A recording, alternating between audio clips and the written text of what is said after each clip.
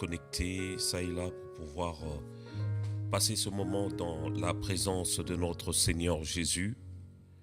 Nous disons merci à Dieu de nous avoir réunis encore ce soir pour pouvoir parler de sa part. C'est une grâce. Je salue toutes les personnes qui nous suivent sur TikTok, sur Facebook et sur YouTube. Que le Seigneur vous bénisse et qu'il vous rende au centuple en fait, de toutes sortes de bénédictions, de tout ce que vous faites justement pour sa gloire. Que le Seigneur vous comble de tout ce qu'il a prévu d'avance pour vous. Vous allez remarquer, on essaie un peu de changer le décor, même le thème a changé aujourd'hui parce que j'avais à cœur, après avoir fini cet enseignement sur les affermissements, aujourd'hui commencer un autre enseignement justement sur l'imposition des mains. C'est la raison pour laquelle aujourd'hui j'essaie un peu de changer. Je voulais le faire autrement, mais les circonstances ont fait de sorte que on puisse le faire quand même aujourd'hui. Nous ne pouvons que bénir le Seigneur pour sa grâce, pour sa présence. Merci à toutes les personnes qui nous suivent sur TikTok. Vraiment, que Dieu puisse vous bénir. Faites-moi signe si tout va bien, parce que voilà, je ne sais pas comment ça se passe de ce côté. Faites-moi signe, vos likes pour attester si tout va bien. N'hésitez pas de le faire. Je vois des gens qui se connectent. Je vois aussi sur Facebook, gloire à Dieu. Sur YouTube également, que le Seigneur vous comble de toutes sortes de bénédictions. Aujourd'hui, c'est vraiment une émission qui est vraiment très important où nous allons apporter, c'est un peu d'aborder un thème qui est un peu particulier. C'est par rapport à ce qui se passe au sein des assemblées ou églises locales. Des choses que nous remarquons même sur Internet, des choses qui se passent, qui nous poussent même à se poser pas mal de questions. Merci pour vos likes sur TikTok. Merci pour ceux qui se connectent sur Facebook. Aujourd'hui, c'est un peu particulier parce que nous allons attaquer directement sur notre enseignement et je crois que le Seigneur nous fera du bien. Donc, nous avons un thème important à aborder parce que ce n'est pas vraiment souvent enseigné dans nos assemblées. Mais aujourd'hui, comme le Seigneur, depuis un moment, il m'avait mis à cœur d'en parler. J'ai dit, vraiment, là, je me lançais pour parler là-dessus. On va parler sur l'imposition des mains. Mais j'aimerais quand même qu'on prie avant de se lancer dans cet enseignement. Seigneur, je viens te dire encore une fois merci pour cette grâce que tu nous as accordée de nous connecter aujourd'hui pour pouvoir parler de ta part. Ma prière est que, Seigneur, oh Dieu, que tu puisses nous utiliser comme de simples instruments pour communiquer la vie et non la mort. Utilise-nous, Seigneur, ô Dieu des grâces, comme des instruments utiles, Seigneur, ô Dieu, à ton royaume. Et fais de sorte aussi que nos cœurs soient disposés, préparés comme une terre fertile, afin de recevoir, Seigneur, une semence qui va produire des fruits au centuple. Nous te confions le début et la fin de ce programme au nom de Jésus. Amen. Amen. Que le Seigneur vous bénisse. Voilà, comme je disais, en fait, nous allons parler d'un thème sur l'imposition des mains. J'en parle parce que j'ai l'occasion de fréquenter pas mal d'assemblées. Des fois, on m'invite pour aller prêcher ou pour chanter, pour adorer le Seigneur. Et je regarde aussi souvent ce qui se passe dans le monde à travers les réseaux sociaux que le Seigneur a permis que nous puissions avoir aujourd'hui. Nous avons des sites internet, nous avons YouTube, Facebook et tant d'autres. C'est là où nous voyons un peu les dérives dans certaines choses qui se passent au niveau des assemblées, des églises. On a droit quand même à se poser des questions. Pourquoi ces genres de choses? Et certaines choses que nous voyons découragent même certains qui ne sont pas forcément des nôtres, je dirais, qui ne sont pas forcément chrétiens, de venir dans nos assemblées. Il y a des images que je vais balancer un moment, je vais balancer des images où on verra des serviteurs de Dieu qui marchent sur les ventres des femmes, qui, au lieu d'imposer les mains sur des gens, ils préfèrent plutôt poser leurs pieds, je peux dire même piétiner leurs fidèles. Et nous allons voir cela à la lumière de la parole. Est-ce que la Bible nous autorise à pratiquer ces genres de choses? On voit même sur Internet où certaines personnes qui portent le titre des pasteurs ou prophètes, qui lavent les fidèles de leurs membres, les fidèles de leurs assemblées, allais-je dire, qui lavent, qui utilisent l'huile et autre chose pour, que dirais-je, qui utilisent huile, l'eau et tant d'autres choses pour pouvoir laver des gens. Et ce sont des choses que nous n'avons jamais vu cela dans la parole de Dieu, mais on les voit actuellement au sein de nos assemblées, de plusieurs assemblées, même sur Internet. Et certaines personnes arrivent même à accepter ces choses tout simplement parce qu'elles n'étaient pas enseignées. Dernièrement, j'ai vu une vidéo où un homme qui était dans le transport, qui travaillait, c'était vraiment son métier, il avait eu un problème de santé, c'était l'hémorroïde. Et cette personne est allée voir un pasteur, on l'a plutôt orienté vers un médecin traditionnel, comme on dit, tradipraticien. Il est parti le voir. Et ce monsieur s'est battu pour le soigner, mais il n'avait pas toujours la guérison. Or, cette personne était un féticheur. Après, le même féticheur a orienté ce frère d'aller voir un pasteur. Et c'est là où ce fameux pasteur avait abusé, sexuellement parlant, cet homme qui était parti pour chercher une guérison. Et pour lui, comme on l'avait dit, c'est un pasteur, il était convaincu qu'il allait avoir sa guérison. Tout simplement parce que cette personne avait une église, avait un local et il y avait pas mal de fidèles qui venaient dans cette église. Et lorsque cet homme qui portait le titre de pasteur a dit, bon voilà, si tu veux que ton problème d'hémorroïdes puisse s'arrêter, il faut qu'on sorte ensemble. Et cet homme, il a fini par accepter. Et sa maladie ne cessait de s'empirer. Et je comprends le pourquoi le Seigneur m'a mis à cœur vraiment de parler sur ce thème, l'imposition des mains, parce qu'il y a tellement de dérives que nous voyons, même dans des assemblées, même sur Internet. On a droit à se poser des questions. C'est la raison pour laquelle j'ai nommé cette émission « À la lumière de la parole ». À la lumière de la parole. C'est une émission qui va mettre en exergue, en fait, toutes les questions que nous nous posons par rapport au fonctionnement, par rapport aux pratiques, même au sein de nos églises, même des choses qui se passent dans le monde. Amen. Que le Seigneur vous bénisse. Encore une fois, nous allons continuer dans ce sens. L'imposition des mains. La définition, c'est l'imposition des mains est l'action de poser, d'étendre les mains sur quelqu'un ou sur quelque chose pour le bénir, le guérir, lui conférer un pouvoir. Ça, c'est une définition d'après le dictionnaire. C'est-à-dire, l'imposition des mains, c'est l'action de poser, d'étendre les mains sur quelqu'un ou sur quelque chose pour, on a donné même des buts, pour le bénir, pour le guérir, lui conférer un pouvoir. L'imposition des mains, c'est un acte qui est beaucoup utilisé au niveau de plusieurs religions, même dans beaucoup de rituels qui n'ont rien à voir avec la religion chrétienne, dite chrétienne. On utilise souvent l'imposition des mains. Mais nous allons essayer un peu de voir qu'est-ce que la Bible dit et à quoi cela sert-il. À quoi sert l'imposition des mains? Premier point, l'imposition des mains sert à transférer les péchés. Alléluia. L'imposition des mains sert à transférer les péchés.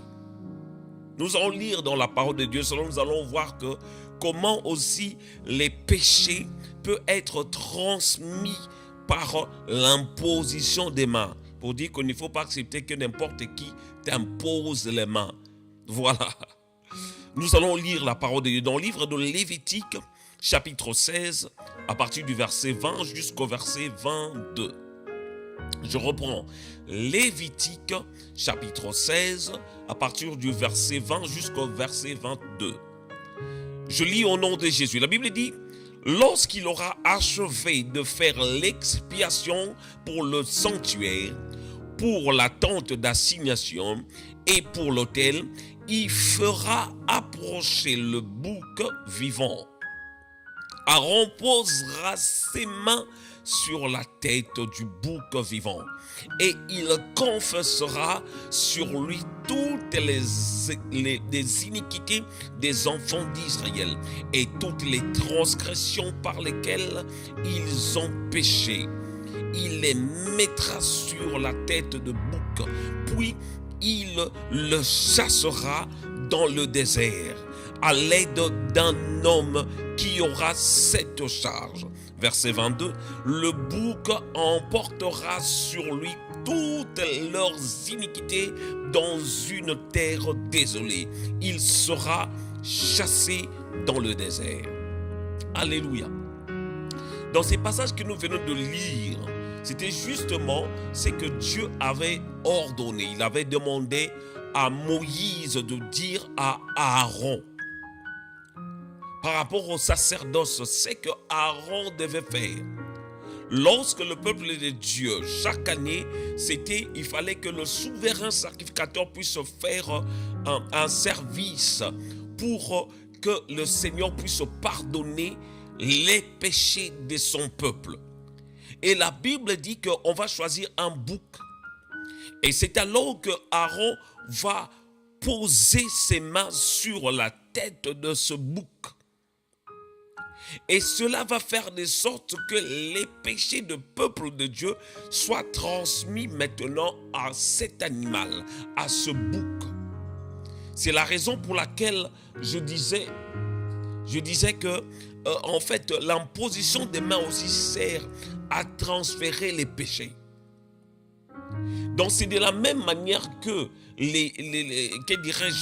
même les sacrificateurs faisaient au temple, même à l'époque de Jésus, avant justement sa mort et sa résurrection. C'était lorsque quelqu'un pêche, commet un péché, la personne devait amener un animal. Devait amener un animal dans le temple. Et cet animal, que les sacrificateurs vont tuer cet animal, ils vont faire le même service que faisait Aaron, de sorte que les péchés de cet homme puissent être transférés sur l'animal. Parce qu'auparavant, le Seigneur avait dit, l'âme qui pêche, c'est celle qui mourra. L'âme qui pêche, c'est-à-dire quand quelqu'un pêche, il mérite la mort. Mais après, le Seigneur, il avait ordonné qu'on puisse mettre un animal à la place de la personne. C'est alors que la personne devait apporter un animal au temple, et au temple on va tuer cet animal, on va lui imposer les mains pour que les péchés de cet homme soient transférés dans l'animal, et c'est l'animal qui va mourir à la place de la personne. C'est la raison pour laquelle nous avons l'habitude de dire, comme la Bible nous dit aussi, que Jésus est l'agneau de Dieu. La Bible dit, il s'est donné en rançon pour le salut de plusieurs. C'est de la même manière, il fallait qu'un animal meure pour sauver une personne. C'est de cette manière que Jésus était crucifié à la croix pour pouvoir nous sauver. La Bible dit encore dans 1 Timothée chapitre 5 verset 22. Ah, j'aime beaucoup ce verset. 1 Timothée, chapitre 5, verset 22. La Bible dit, n'impose les mains à personne avec précipitation et ne participe pas au péché d'autrui, toi-même conserve-toi pur. J'aime beaucoup ce verset. Je reprends encore, je reprends. J'aimerais bien, si vous avez vos Bibles à côté ou dans vos téléphones, n'hésitez pas de les prendre pour que nous puissions ensemble lire pour mieux comprendre ce que la Bible dit. 1 Timothée chapitre 5, verset 22. C'est un verset que nous connaissons. Beaucoup de gens, même des serviteurs de Dieu, connaissent. Des fois, je vois certains serviteurs de Dieu sont pressés d'imposer les mains sur des gens. Dès que le culte, ils ont le culte, il faut à chaque fois qu'ils imposent les mains aux gens. Je ne sais pas, peut-être le Seigneur leur dit à chaque fois, non, il faut que tu les fasses. Je ne sais pas. Mais la Bible nous dit dans ce livre, 1 Timothée chapitre 5, verset 22. Je vais encore reprendre cela. N'impose les mains à personne avec précipitation. N'impose les mains à personne avec précipitation. J'en parle parce que j'ai eu l'expérience de voir un homme. Ce jour-là, j'étais vraiment interpellé de me dire, on était parti avec cet homme voir une dame. On est parti avec cet homme qui était aussi un serviteur de Dieu. On est arrivé, on a fait ce qu'il y avait à faire, il fallait déposer des choses, on a déposé des choses. Avant de partir, tellement lui il était pressé, c'est moi qui connaissais cette dame. Mais cette personne était tellement pressée de partir, du coup il a engagé une prière. J'ai dit, ah ben, bon. On a tout suivi, on a commencé à prier. Comme cette dame disait, elle ne se sentait bien. Et lui, pendant qu'il priait, il était tellement pressé, il est parti imposer ses mains sur la dame qui était allongée sur le canapé. Et lorsqu'il a imposé les mains, il a commencé à prier. Il a dit, je chasse l'esprit d'infirmité.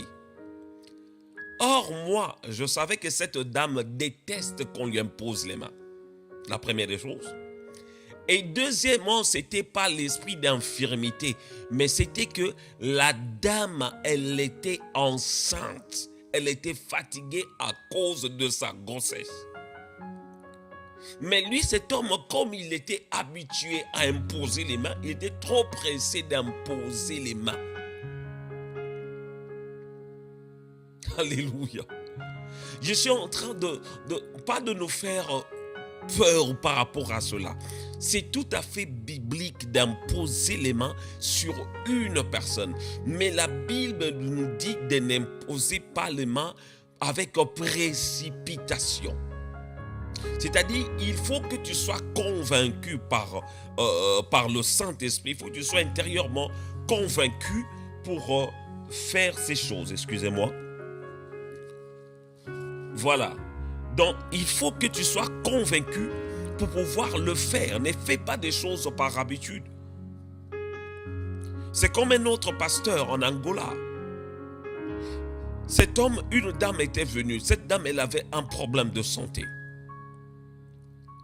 Et le Seigneur lui a dit clairement, prie pour elle, mais ne lui impose pas les mains.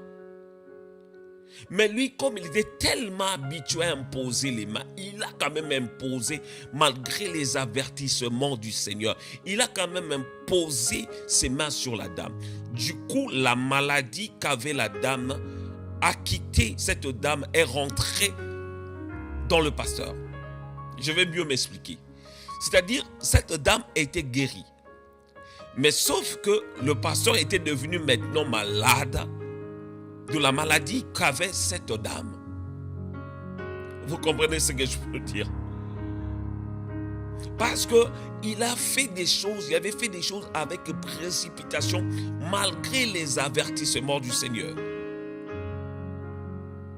J'ai suivi le témoignage du feu prophète Kakou Sévérin. Il donnait un témoignage, il disait, un jour, il était en train de prêcher. On lui avait amené une dame qui avait le sida, le VIH. La dame, elle avait des plaies partout sur son corps. On lui a amené la dame et lui, il avait peur. Il a dit, oh, ça, je ne vais pas imposer les mains là-dessus. Mais le Seigneur lui a dit, il n'avait pas fait des choses par sentiment. Si vous connaissez, cherchez quand même l'histoire de ce prophète ivoirien puissant que Dieu avait utilisé. dans la francophonie, Kakou Sévérin. Le Seigneur lui a dit d'imposer les mains. Lui, il a dit, non, je ne vais pas imposer. Avec toutes ces plaies que cette dame a là, toutes ces blessures, je ne peux pas imposer mes mains là-dessus. Le Seigneur a insisté, il a dit, impose-lui les mains. Il a quand même imposé. Par l'ordre du Seigneur. Et cette dame était guérie instantanément. À l'instant même, cette dame était guérie.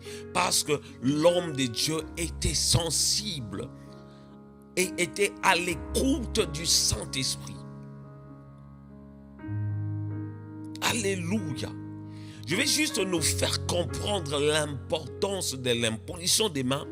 Et nous, étant que serviteurs, moi-même, je sers Dieu. Mais dans ma vie, lorsque le Seigneur ne met pas la conviction d'imposer les mains sur une personne, je ne le fais pas. Je ne le fais pas parce que j'aime bien que le Saint-Esprit puisse me conduire.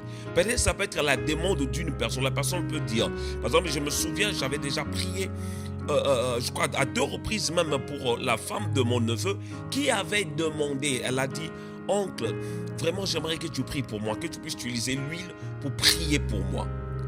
Et je me suis référé à ce que la Bible dit.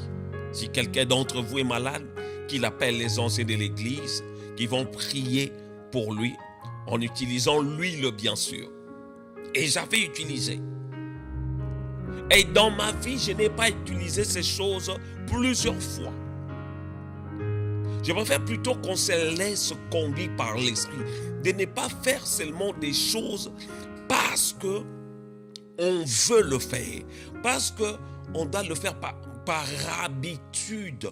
Et on ne laisse pas conduire par le Saint-Esprit. On commence à faire des choses par habitude sans pourtant être à l'écoute du Saint-Esprit. Dans la Bible, on nous parle à plusieurs reprises de beaucoup de choses. Que Jésus, il avait guéri certaines personnes. Des fois, il disait, va te laver dans Siloé. Des fois, il mettait juste la boue. Il avait plusieurs manières de guérir. Des fois même, il ne faisait pas quelque chose, il ne faisait que dire. Vous vous souvenez de ce serviteur qui était malade? Jésus n'avait pas prié pour cet enfant, pour son serviteur qui était malade, ce centenier lorsqu'il était venu voir Jésus. Mon serviteur est malade. Je lui ai dit, bon, ok, allons-y. Il a dit, non, moi je suis un pécheur. C'est pas la peine que tu viennes chez moi. Parce que, étant que chef, lorsque je donne un ordre à mes serviteurs, ils obéissent tout de suite. Il a dit, dis seulement un mot et mon serviteur sera sauvé. Jésus ne s'était pas déplacé. Or, il y a des endroits où Jésus allait sur place pour pouvoir faire quelque chose. Il y a des endroits aussi où Jésus n'allait pas sur place. Par exemple, par rapport à la guérison de ce serviteur. Jésus n'était pas parti là-bas. Mais juste la foi de ce centenier a fait de sorte que son serviteur puisse se guérir à distance. Qu'est-ce que je vais dire par là? Ne faisons pas des choses par habitude, mais soyons plutôt sensibles et à l'écoute du Saint-Esprit. Malgré la Bible nous dit que nous allons imposer les mains sur les malades seront guéris, mais soyons aussi sensibles à l'Esprit. Qu'est-ce que le Saint-Esprit veut qu'on puisse faire à cet instant par rapport à cette situation? C'est très important. Il y a des serviteurs de Dieu qui font des choses par habitude. Quelqu'un vient te voir. Voilà, j'ai des migraines. Tout de suite, le pasteur dit, bon, voilà, il prie pour la personne.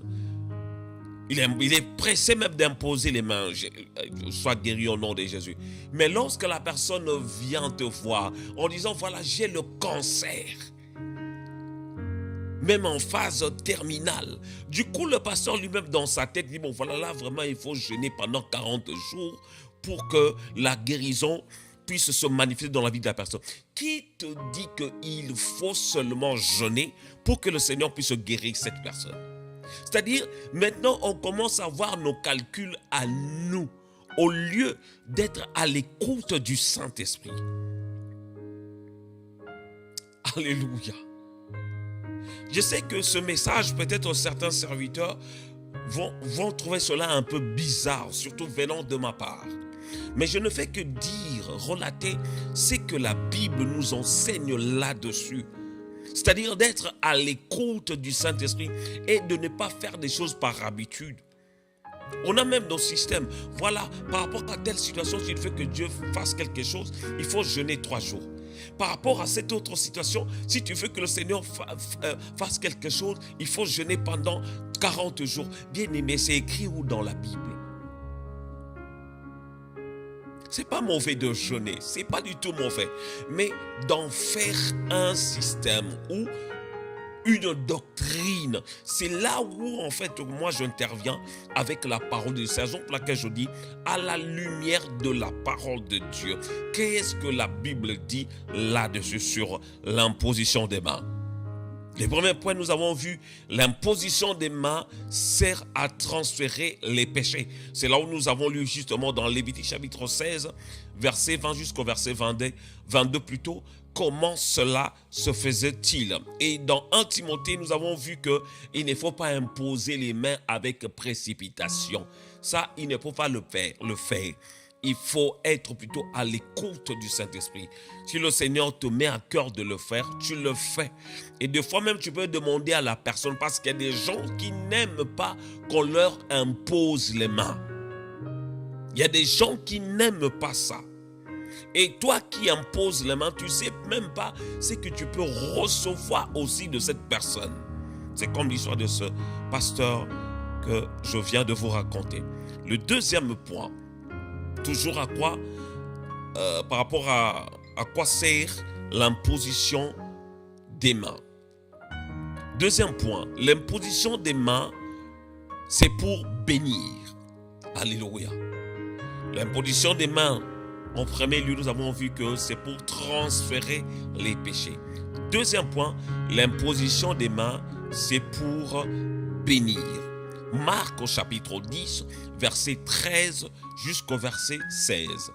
Marc au chapitre 10, verset 13 jusqu'au verset 16. La Bible dit, on lui amena des petits enfants afin qu'il les touchât. Mais les disciples reprirent ceux qui les amenaient. Mais Jésus, voyant cela, fut indigné et leur dit, laissez venir les enfants, laissez venir à moi les petits enfants et que les en empêchez pas, car le royaume de Dieu est pour ceux qui leur ressemblent. Verset 15, je vous le dis en vérité, quiconque ne recevra pas le royaume de Dieu comme un petit enfant n'y entrera pas. Verset 16 que j'aime beaucoup, la Bible dit, puis il les prit dans ses bras et les bénit en leur imposant les mains. Alléluia. Là, on voit des enfants qui étaient venus, des parents étaient venus avec des enfants parce qu'ils voulaient que Jésus puisse toucher leurs enfants. Et du coup, les disciples n'ont pas voulu laisser passer ces enfants. Et Jésus a demandé à ses disciples de laisser ces enfants venir à lui. Et à la fin, la Bible dit, il a imposé ses mains sur ses enfants pour les bénir. C'est-à-dire l'imposition des mains sert aussi à bénir. Vous vous souvenez, dans la Bible, il y a plusieurs exemples tels que l'histoire de Jacob qui avait prié justement pour ses petits-enfants. Il a pris l'un à sa main droite, l'autre à sa main gauche. Il a prié pour déclarer des paroles de bénédiction sur ses petits-enfants. C'est-à-dire, ce n'est pas forcément un serviteur qui doit faire ça. Même un enfant de Dieu, quelqu'un qui est né de nouveau, quelqu'un qui fréquente une assemblée, tu peux faire des sortes aussi que tu pries pour ton enfant, tu pries pour tes enfants, tu leur imposes les mains. C'est tout à fait biblique. Tu peux le faire pour bénir. Ce n'est pas forcément un pasteur. Même toi, étant que parent, tu peux le faire, déclarer des paroles, des bénédictions sur ton enfant, déclarer des paroles de bénédiction sur ta progéniture, déclarer des paroles de bénédiction en imposant justement les mains, même sur les membres, ton mari ou ta femme, tu peux le faire.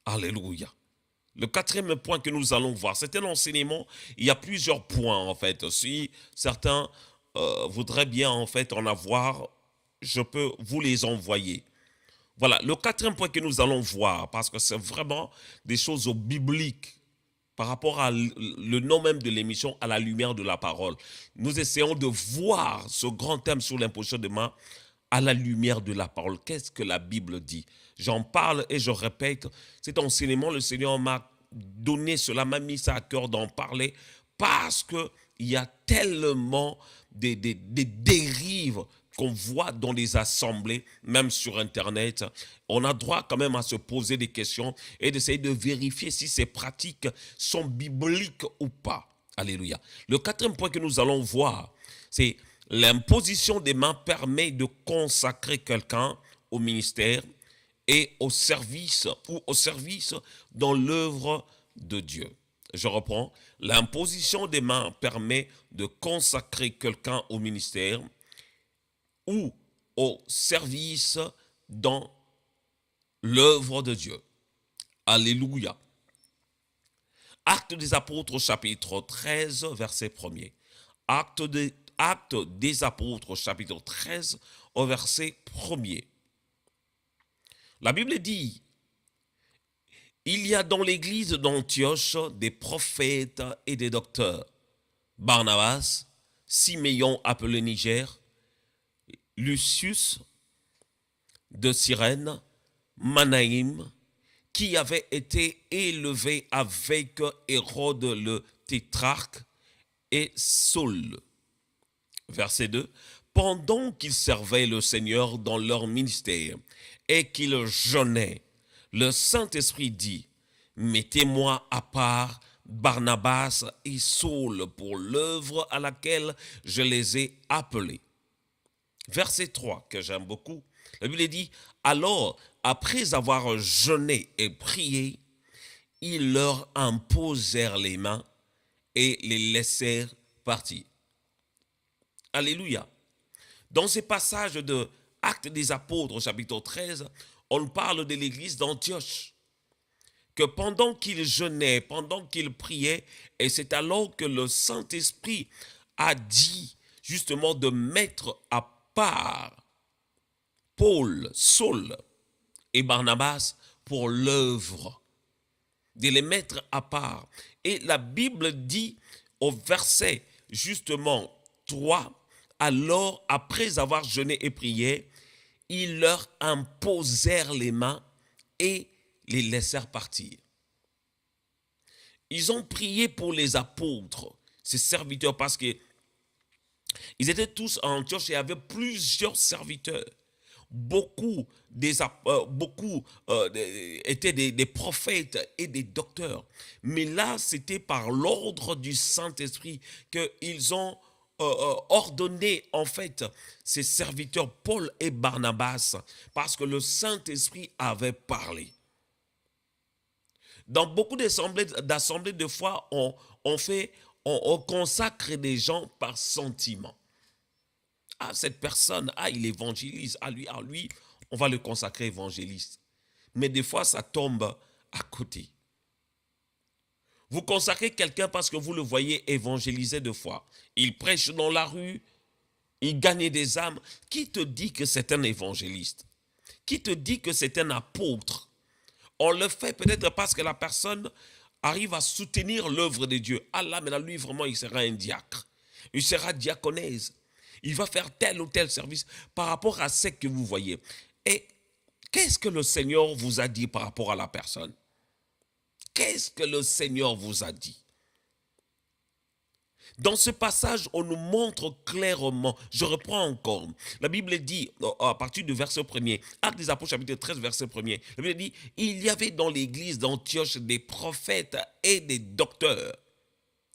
Barnabas, on a cité leur nom, Barnabas, Siméon appelé Niger, Lucius de Cyrène, Manaïm qui avait été élevé avec Hérode le tétrarque et Saul. La Bible dit au verset 2, pendant qu'ils servaient le Seigneur, ils étaient déjà au service du Seigneur dans le ministère. Et la Bible dit, et qu'ils jeûnaient, le Saint-Esprit dit, par l'ordre du Saint-Esprit, mettez-moi à part Barnabas et Saul pour l'œuvre à laquelle je les ai appelés. Et au verset 3, les serviteurs qui étaient là, ils n'ont fait que exécuter l'ordre du Saint-Esprit. La Bible dit, après avoir jeûné et prié, ils leur imposèrent les mains et les laissèrent partir. Alléluia.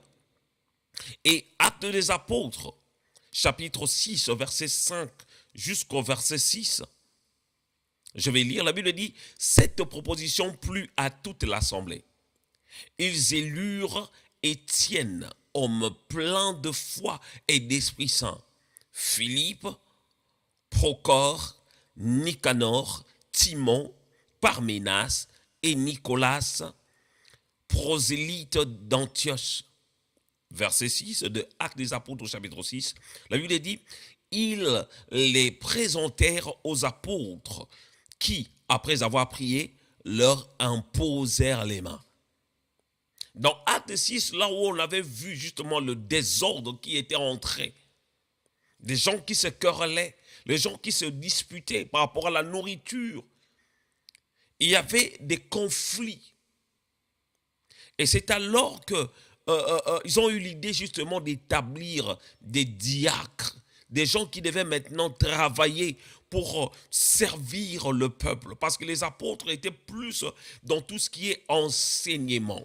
Comme la Bible dit déjà dans Actes chapitre 2, qu'ils persévéraient dans les enseignements des apôtres. Les apôtres enseignaient la parole. Il fallait maintenant établir des personnes. C'est alors qu'on a commencé le service de diaconat, mettre en place des diacres. Une proposition qui était acceptée par tous. Ils ont jeûné, ils ont prié, ils ont présenté des gens qui étaient remplis du Saint-Esprit. Et la Bible dit, après avoir prié, leur imposèrent les mains. C'est alors qu'ils ont établi des diacres dans ce travail.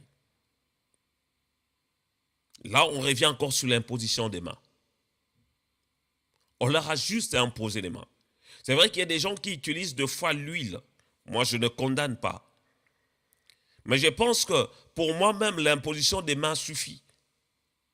Même lorsqu'on avait prié pour mon ordination, on avait juste imposé les mains, on n'avait pas utilisé l'huile. Mais je ne condamne pas ceux qui l'utilisent en fait, je ne condamne pas.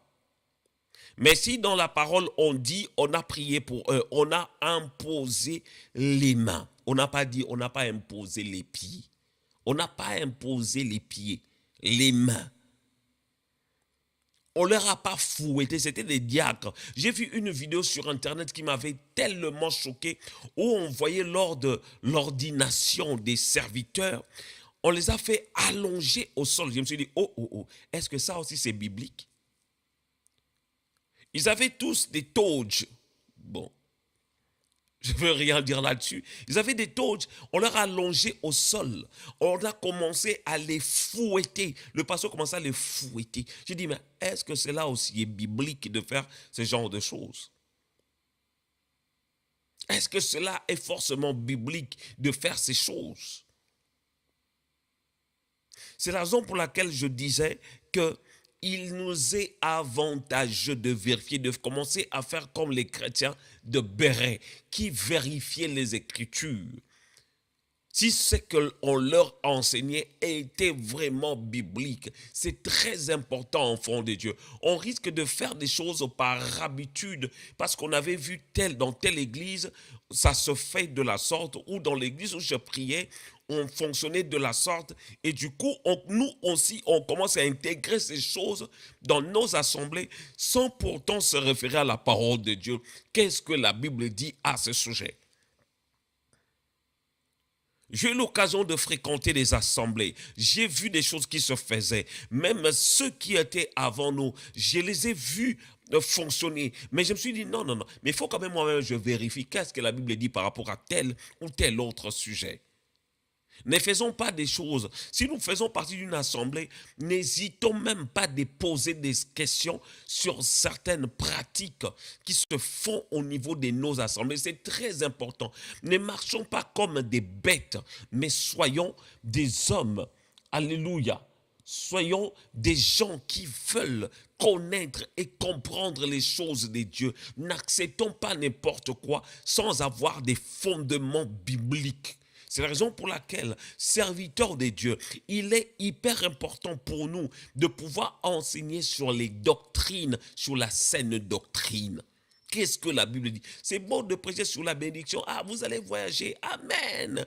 Vous allez avoir des papiers. Amen. C'est beau, c'est bien. Mais donnez-nous des enseignements qui nous feront grandir, afin que nous puissions comprendre aussi la saine doctrine. Qu'est-ce que la Bible dit? Quels sont les fondements des enseignements, des bases, qui feront de sorte que partout où nous irons, nous allons ramener justement ce que nous avons reçu justement de vous, nos conducteurs, nos serviteurs.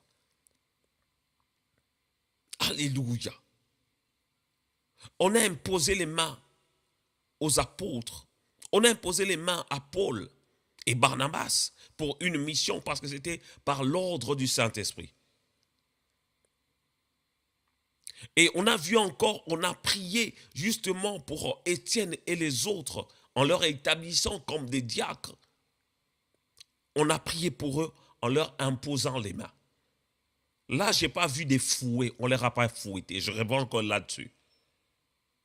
N'acceptez pas qu'on puisse commencer à vous fouetter lorsqu'on commence à vous faire l'ordination. On commence à prier pour vous, pour vous consacrer. Ce n'est pas du tout biblique. Alléluia. 5e point. L'imposition des mains pour guérir les malades.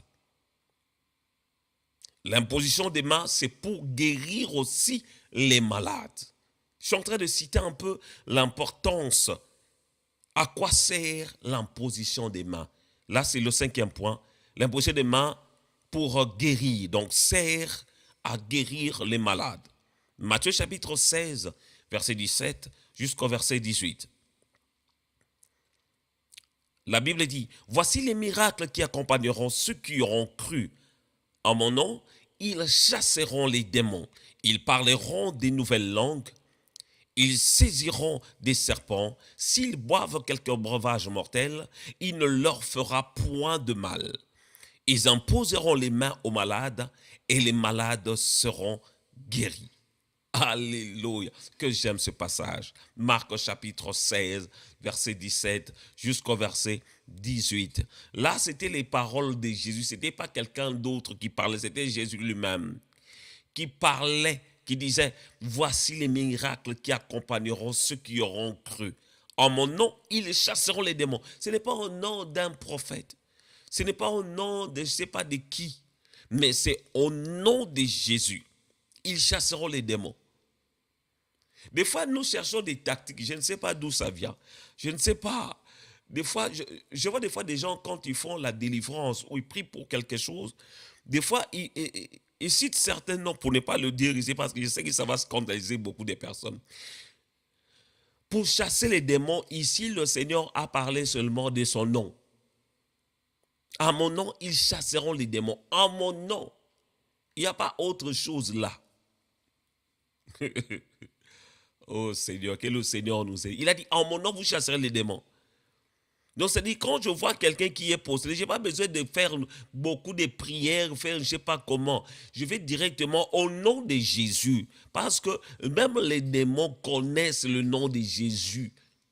Et ils prennent fuite quand ils entendent parler du nom de Jésus.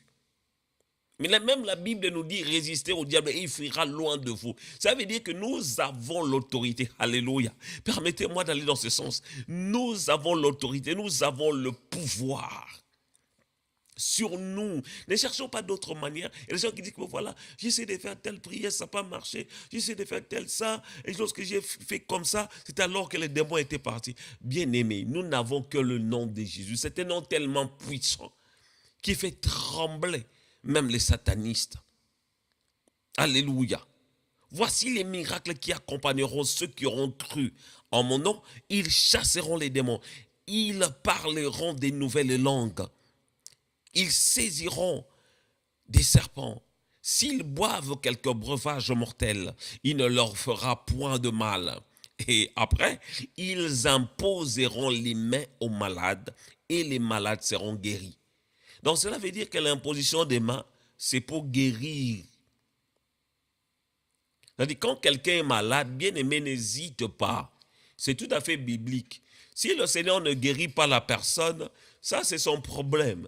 Mais toi, étant qu'enfant de Dieu, la Bible te dit justement d'imposer les mains. Quelqu'un est malade, tu demandes à la personne dit voilà, je vais prier pour toi, je peux t'imposer, mais la personne accepte, tu pries.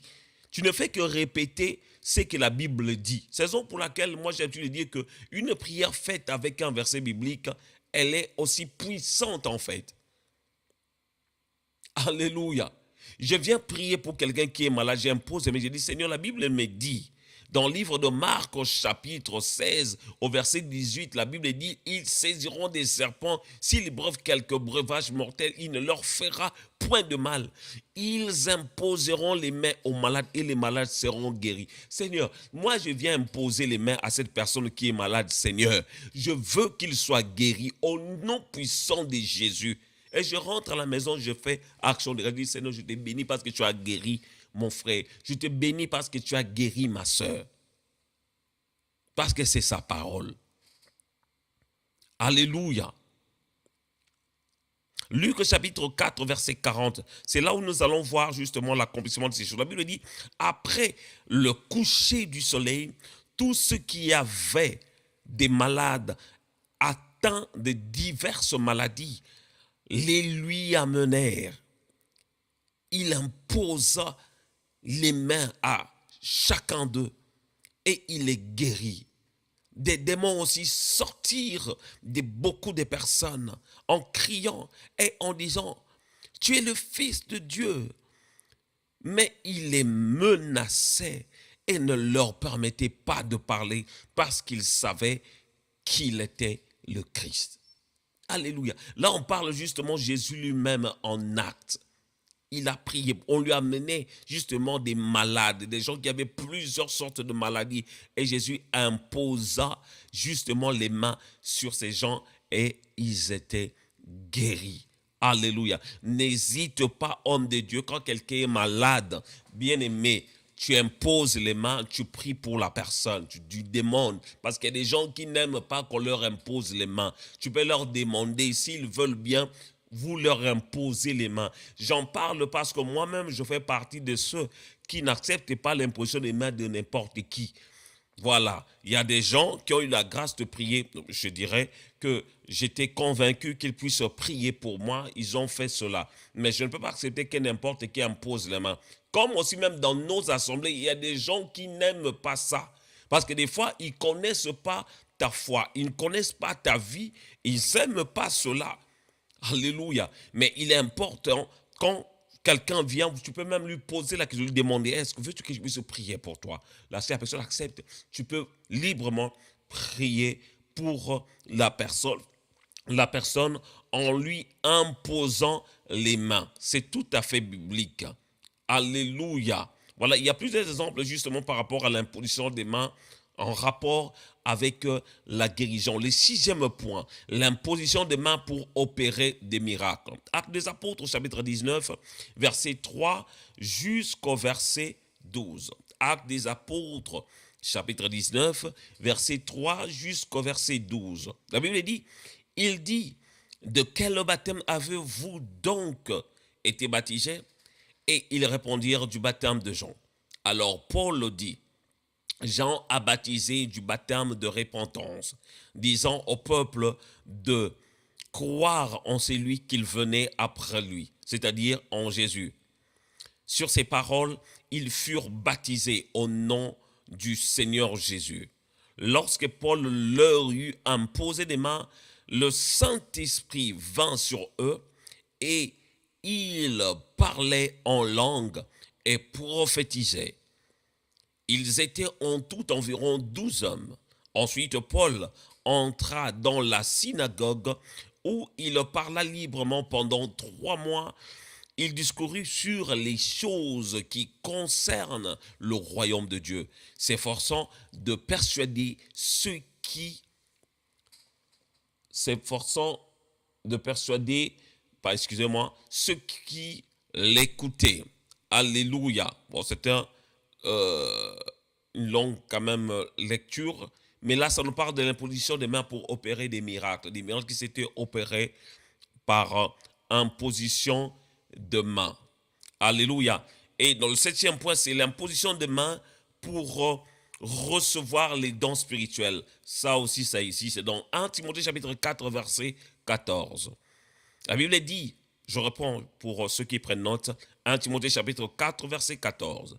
Ne négligez pas le don qui est en toi et qui t'a été donné par prophétie, avec l'imposition des mains de l'assemblée, l'imposition des mains de l'assemblée des anciens. Alléluia. Le don qui t'a été donné par prophétie avec l'imposition des mains.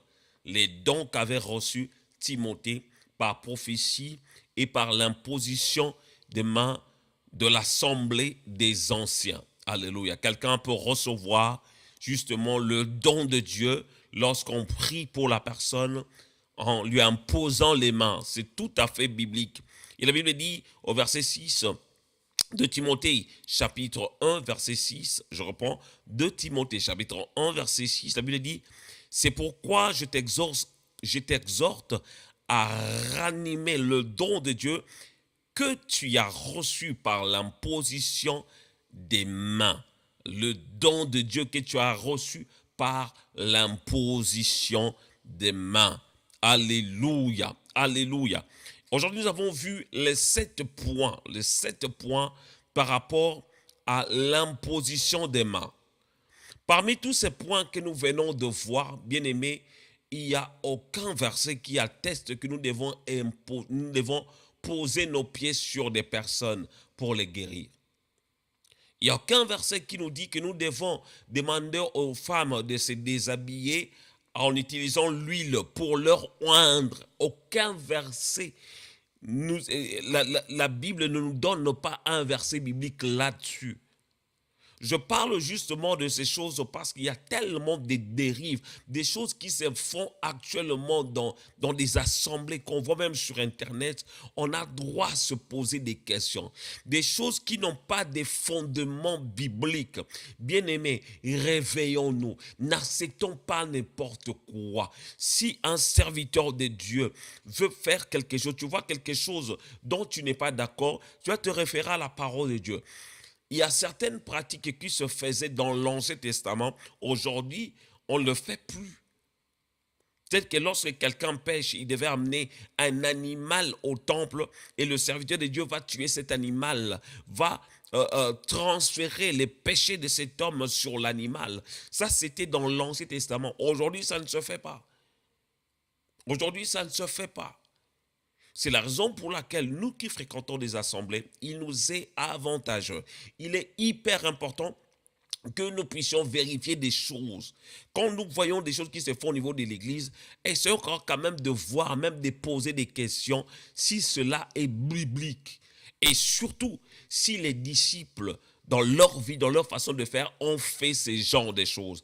Parce qu'il y a tellement des hérésies, des choses qui sont rentrées, même dans le lieu très saint, on a droit à se poser de questions. C'est la raison pour laquelle le Seigneur m'avait mis à cœur de commencer ce programme qui est intitulé « À la lumière de la parole ». Justement, pour choisir des thèmes et aborder, partager cela à la lumière de la parole. Qu'est-ce que la Bible dit sur l'imposition des mains? J'en parle et j'en pleure même parce que j'ai vu des hommes, des serviteurs pousser les fidèles. Un jour, j'étais dans une église, j'étais invité. J'ai vu le prophète qui était invité dans cette église pour prêcher. Après avoir prêché, il a commencé le service.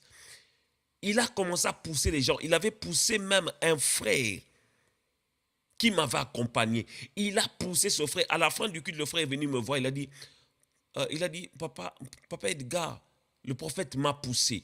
J'étais choqué de voir ça. Moi-même, je l'avais vu. Mais lorsqu'il est venu, il me manquait même des réponses. Je savais quoi lui répondre. De voir quelqu'un qui portait le titre d'un homme de Dieu, qui portait le titre d'un prophète, mais qui a poussé des gens devant moi. Je ne savais quoi faire. Bien aimé, je vais dire aux hommes de Dieu et aux servantes de Dieu, si Dieu veut faire tomber une personne dans nos cultes, il va le faire. Nous risquons de devenir comme Uza, des gens qui voulaient aider. Uza voulait aider Dieu. Le chariot voulait, où on avait mis l'arche de Dieu, voulait tomber et lui, il a intervenu pour empêcher que l'arche ne tombe. Et il était frappé par le Seigneur.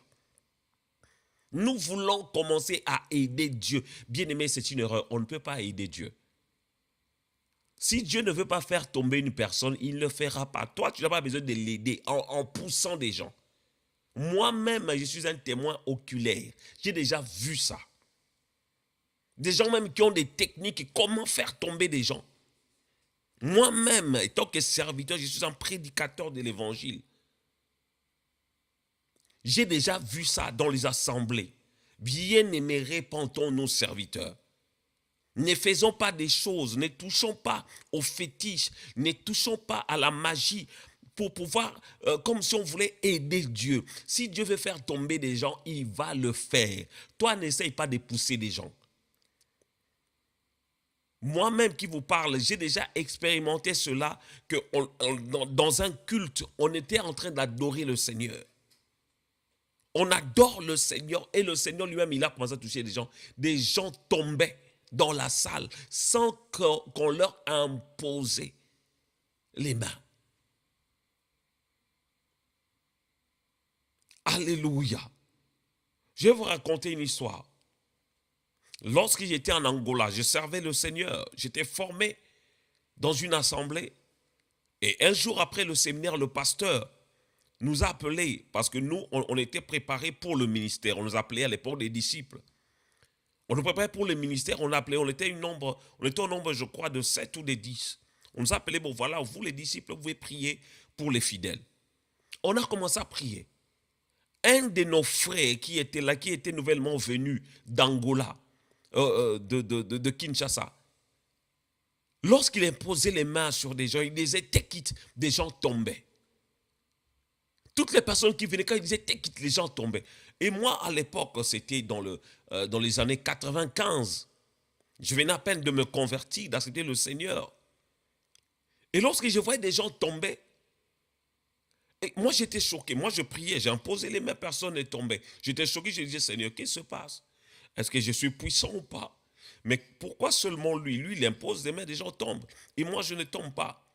Ces jours-là, j'étais rentré chez moi triste. Parce que lorsque j'ai posé des mains, personne ne tombait. Seulement ce frère qui était venu nouvellement de Kinshasa, lorsqu'il imposait les mains, des gens tombaient.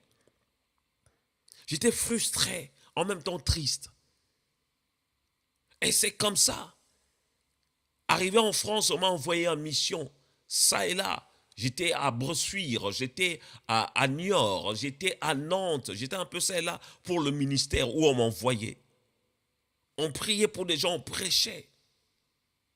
Mais jusqu'à ce que je commence à voir le Seigneur se manifester dans sa puissance, rien que par la louange et l'adoration. On chante, je me souviens d'un culte, on avait journé ce culte, on a commencé à chanter, mais il y avait une forte lourdeur dans la salle.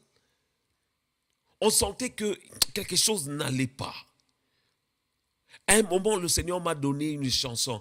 Jéhovah est son nom. J'ai commencé à entonner cette chanson.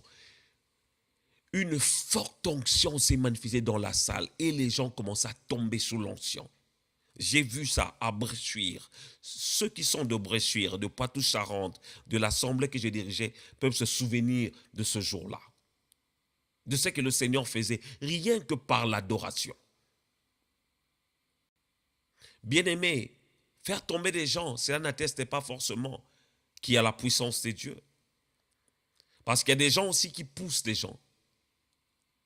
Mais il y a aussi Ça peut aussi attester que voilà, il y a la puissance. Parce que quelqu'un peut tomber parce qu'il y a une forte onction. La puissance de Dieu qui peut faire tomber la personne. Ça peut arriver. Même le jour de l'arrestation de Jésus, lorsque les gens sont venus arrêter Jésus, ils ne savaient pas qui était Jésus. Ils ne savaient pas. Lorsqu'il a dit c'est moi, ces gens-là sont tombés. C'est dans la Bible. C'est-à-dire que ça peut arriver dans une assemblée, des gens tombent sous l'onction. Ça peut arriver. Mais nous, serviteurs de Dieu, ne cherchons pas à aider le Seigneur en faisant pousser des gens exprès. Si le Seigneur veut faire tomber une personne, lui-même, il sait ce qu'il fait lorsqu'une personne tombe sous l'onction. N'aidons pas le Seigneur en poussant des gens. Arrêtons de faire ce genre de choses. Répentons-nous. Et le Seigneur sera glorifié. Bien-aimé, je n'étais qu'une bouche. J'étais qu'une bouche qui criait dans le désert. Encore ce soir. Pour nous parler sur l'imposition des mains. Tout simplement parce qu'il y a des dérives, des choses qui se font au sein des assemblées, des églises. On a le droit à se poser des questions. Pourquoi ces choses? Et essayer aussi, à la lumière de la parole, pour éclairer la lanterne, pour faire comprendre aux gens qu'est-ce que la Bible dit sur l'imposition des mains. Nous allons revenir, toujours dans notre émission, à la lumière de la parole, pour parler aussi d'autres sujets. Et je crois que le Seigneur nous bénira. J'aimerais qu'on puisse prier par rapport à ce message. Seigneur, oh Dieu, je n'étais qu'un simple instrument pour pouvoir parler de ta part. Qui suis-je moi pour juger? Parce que moi-même, je peux tomber, Seigneur, oh Dieu, dans les mêmes erreurs. Mais Seigneur, ma prière est que tu puisses nous aider, afin que nous puissions être sensibles à l'esprit, pour faire des choses selon toi et non selon nous. Oh, parce qu'il est écrit, avec Dieu, nous ferons des exploits. Nous voulons faire des exploits avec toi. Aide-nous à comprendre ton langage. Aide-nous à comprendre, Seigneur, et à discerner ta volonté pour faire des choses selon toi et non selon nous. Que la gloire te revienne. Je bénis toutes les personnes qui étaient connectées sur YouTube, sur Facebook, même sur TikTok, pour pouvoir suivre ce programme. Bénis-les et accorde-leur, Seigneur, au Dieu, toutes sortes de bénédictions, Seigneur. Que la gloire te revienne au nom puissant de Jésus. Amen. Que le Seigneur vous bénisse. C'était votre serviteur, l'évangéliste Edgar Kongolo. Et je vous dis à très bientôt. Bye bye.